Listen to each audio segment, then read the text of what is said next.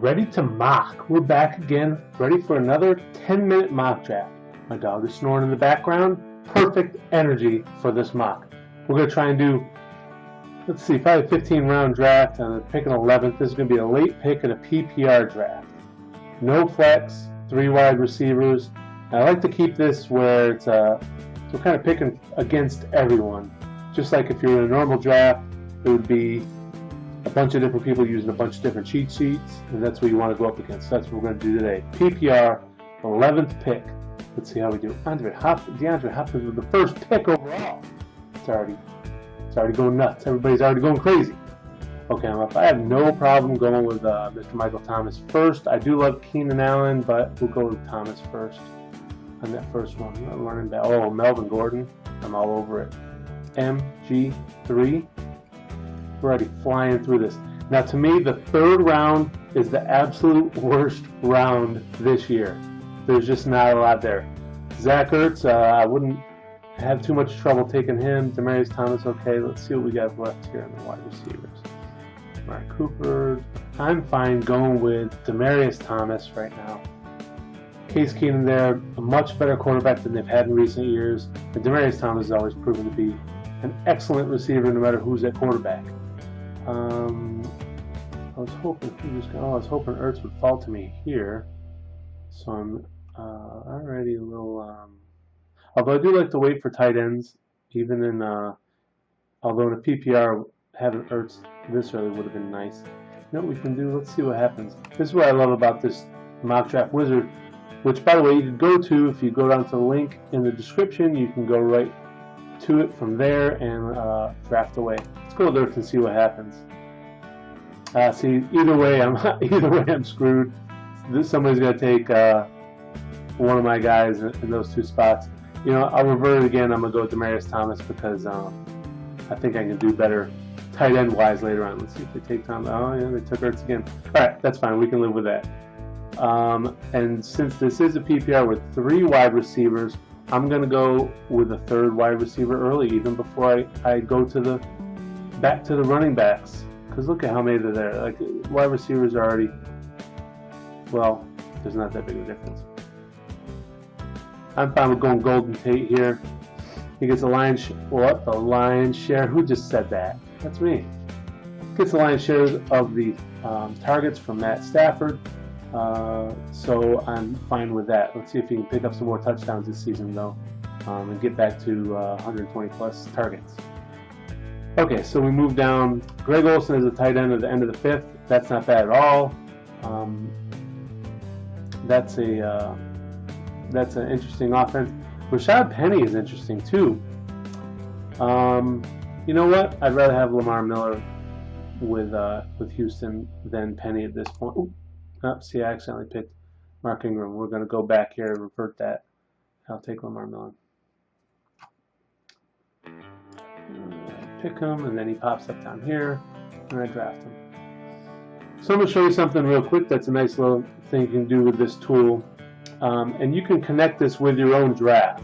This is called the Pick Predictor. You connect this with your league, whether it's ESPN or CBS, and then you can look ahead and say, I want to know let's say if Matthew Stafford's going to be available to me in 3 rounds from now.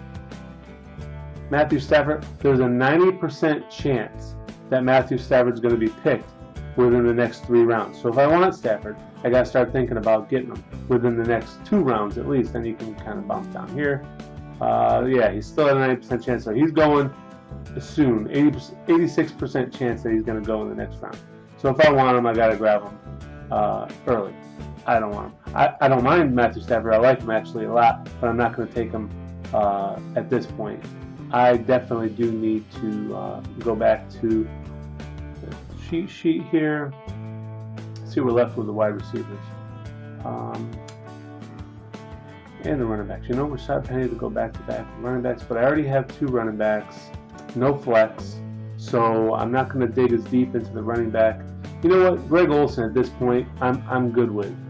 We know he's still going to get a ton of targets in Carolina.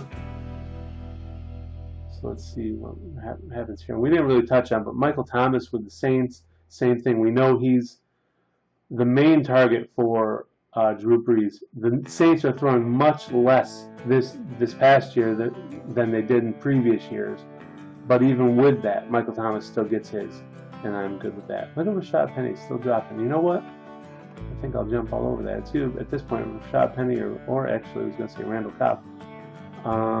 Lots of good running backs. All right, you know what? I'm going Randall Cobb. Yep. I'll take Randall Cobb and his touchdown friendliness. That's my 4th wide receiver. We're only into the 8th round. Now I could come back and get a running back that I like. And I'm good with, Rashad Penny. He's the 3rd ranked rookie running back for me. And I do love some of these other guys. Oh, Ronald Jones just got picked. And where's Freeman, Sean Michelle? We have a really interesting group of rookie running backs this year. After last year's insane season for rookie running backs, this year's going to be interesting as well. Okay, so now we bump down into the end of the 9th round. We have our tight ends. We have 4 wide receivers. We have 3 running backs. I'm going wide receiver again probably at this point. Let's see what else we have. I'm fine with going with Calvin Ridley. I like that offense to pick it up more this season. And Ridley working across from Julio Jones, of course, Mohamed Sanu's ahead of him, but I like Ridley's upside in that offense at some point later this season. And then coming back with a running back. I'm good with going back to running back. Now here's something interesting for you to remember. Kerryon Johnson, obviously Theo Riddick is the better PPR back, but Kerryon Johnson could end up being the main guy there for more than just a couple downs, even though LeGarrette Blount and his goal line, his affinity at the goal line, I like Kerryon Johnson eventually. And here's the thing to think about. Once we get into these later rounds, rookie running backs, 1 out of every 5 rookie running back drafted in the later rounds of fantasy leagues over the past 10 years, 1 out of every 5 has become a top 24 running back. So I have no problem taking rookie running backs late and hoping I get one of those 5. Now, obviously, that's a shot in the dark, but that's what all this is about. That's what these late picks are about. Now, you might notice that I've been pushing off going to draft a quarterback, and here's why. I'm happy with any of these 3. I'm happy with Matt Ryan. So at this point, I'm fine continuing to wait. I'm the last guy to draft a quarterback, as you can see up here. This draft wizard really is awesome. And if you connect it with your draft, with your league, it's such a great way to have like an assistant GM, like handing you notes as you're making your picks. It's awesome. So we're not going to go with a quarterback here. Let's see what we got back down in the wide receiver well. When all else fails, go back down to the wide receivers, right? How about let's go Kenny Golladay. We took Golden Tate earlier. This is kind of like a, well, it's not really a handcuff because, of course, if Golden Tate gets injured, but really Golladay is going to be taking time away from Marvin Jones most likely. But you have to like his upside, and if one of my wide receivers specifically, if Tate gets hurt, then I can come back with somebody like Golladay. All right, so here's what we have left. I need to get a quarterback, a defense, a kicker, and then another bench spot. I already have 4 running backs. I'm fine waiting on running back and just keep going back to that wide receiver well. As far as the quarterbacks, I mentioned 4 of them that I like are still available, so I'm fine waiting there. So we go back down to the wide receivers. How about Albert Wilson in Miami? This is a random one I'm throwing in here at the end because it is a PPR draft. Albert Wilson, look at this. Nobody's taking Albert Wilson. No love for Albert Wilson. Let's remember though, he's the guy that's likely replacing Jarvis Landry in that offense, which is a lot of targets. He's not going to get those targets, but he's going to get a lot of attention out of the slot in Miami. So I'm fine with taking Albert Wilson here. Now we have kicker, defense, and a quarterback. And of course, I'm going to go quarterback here because I'm saving my deep. Oh, look, I waited too long on the quarterbacks. That's what you get when you wait on quarterbacks. All 4 of the quarterbacks I was waiting on went away. They went away. All right, I'll go with Patrick Mahomes. Not a huge believer as much as a lot of people are in Patrick Mahomes, but let's look at it this way. He's the first quarterback I drop when any of these guys have a big week one, and if in reality too, even if none of these guys have a big week one, and Mahomes has a meh week one, the quarterbacks that were drafted by the other teams, those 4 quarterbacks that were just sucked up, one of them is going to be dropped as somebody goes after the hot waiver wire guy. So I'm fine going with Mahomes here and then coming back and picking up a tight end. All right, so I'm sorry, picking up a defense and a kicker. And I'm good with the Chargers. Joey Bosa with my defense pick, and then the last pick is going to be a kicker, and I'm sure you're waiting because you're excited. You want to know who is going to be my kicker. Who do I want this late? I'm all for it. Chris Boswell, are you kidding me? Nah, he's all right. He's probably the 11th kicker anyways. And Crosby's not a bad idea either. All right, so I got a B. That's not great.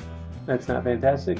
But you're almost always, when you draft here, you're going to get an A or B, unless you go exclusively off of your rankings and you're not kind of going off the feel of all this. If you're going off the feel of the draft, then it's most likely going to give you a good grade because you're going off of what they've prompted you with, right?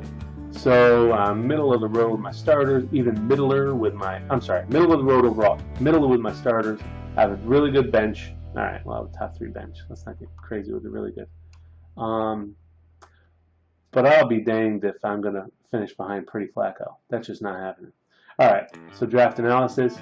You can go through here and it'll show you which picks are considered steals. It shows Rashad Penny and Patrick Mahomes was a steal, even though he was the last guy. He was the 5th of 4 guys that I wanted. So I think that's pretty cool. You can also sort it by reaches. Who had the bad picks? Calvin Ridley was a reach. Albert Wilson, we talked about that. He was a reach. So it's kind of a cool thing. I love this this mock draft tool, and it's one of my absolute favorite free fantasy football draft tools. And if you go on my site, you'll see there's at the top it's free fantasy football tools, and you can check out all the different tools. I have 51 in there now. I'm about to add 5 more tools in there, and you'll be able to see all that. And that's pretty awesome. Come back next week. We'll do a standard draft. It'll be an early pick, I believe, and we'll do it again. Have a happy fantasy.